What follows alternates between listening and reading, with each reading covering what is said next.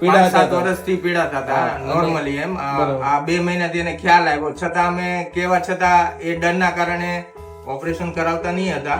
હા બસ આ દુખાવો બહુ થયો ને, જમણી બાજુ પડખામાં દુખાવો હા થયો. બહુ આ દુખાવો હા, થયો. પથરીને કારણે. હા તે હું આખી રાત સૂતી નહીં, હા. રાત બધી.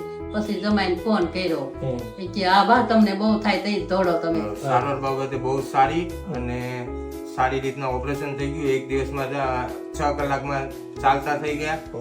એટલે કામ બહુ સારું કહેવાય છે. બરાબર. આવી રીતના બા જેવા કોઈ પીડાતા હોય, જે તકલીફથી થતા હા, હોય, એ તેને વસ્તુ શું right છે. મેસેજ આપશો? બા અત્યારે એકલા છે, કોઈ દાડે એને હોસ્પિટલ થી ડરતા જ હોય, કારણ કે એકલા હોય એટલે ઘર છોડીને આવવું ને કોઈને કેવું, માણસ એનાથી ગભરાય અને દર્દનો સામનો કર્યા કરે.